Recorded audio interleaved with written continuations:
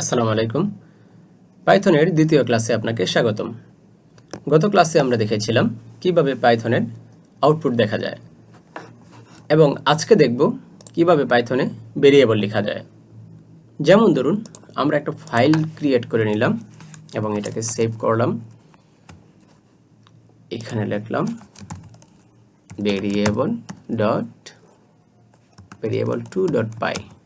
ওকে, আমি একটা ফাইল লিখে রেখেছিলাম, কিন্তু আমার মনে হলো সরাসরি দেখালে আপনার ভালো মনে থাকবে অথবা ভালো লাগবে। যেমন ধরুন, আমরা যদি এভাবে প্রিন্ট করি মাই নেম ইজ, এটাকে আলাদা করে দিলাম এবং এখানে প্লাস দিয়ে লিখলাম রহমান। এভাবে আপনি যোগ করে লিখতে পারেন। ওকে, এরপর আবারও প্রিন্ট লিখলাম, লেখার পর বললাম যে রহমান, অর্থাৎ রহমান নামটা দিয়েছে তার বাবা।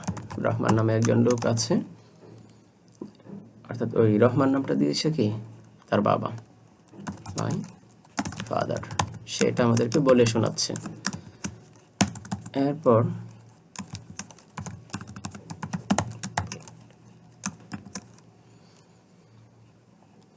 but I am well known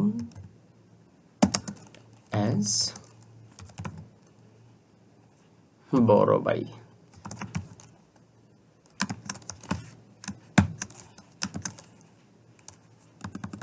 বড় ভাই, not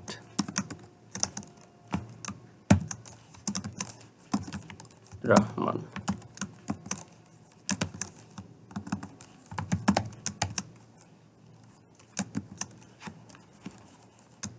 I like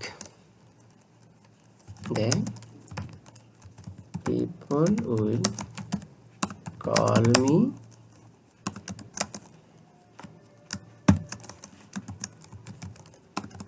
রহমান। ওকে,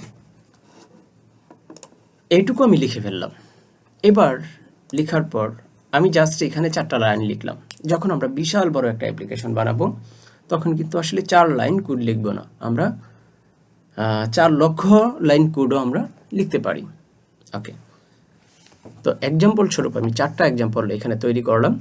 এইবার একটু লক্ষ্য করুন, আমি রহমান কথাটা লিখে আমার মনে হচ্ছে না আমি কোনো একটা কিছু ভুল করে ফেলেছি। আমার এটা লেখা উচিত ছিল আব্দুর রহমান। কি লেখা উচিত ছিল? আব্দুর রহমান। সো এটাকে যদি আমি পরিবর্তন করতে চাই তাহলে 4 জায়গায় পরিবর্তন করতে হয়। সো এমন যদি হতো, এক জায়গায় যদি আমি চেঞ্জ করি তাহলে 4টা জায়গায় অটোমেটিক্যালি চেঞ্জ হয়ে যাবে। হ্যাঁ, এমন সব কাজ করার জন্যই আমাদের দরকার ভেরিয়েবল। সো আমি যদি এখানে লিখি নেম, এইখানে আমি লিখব আব্দুর রহমান।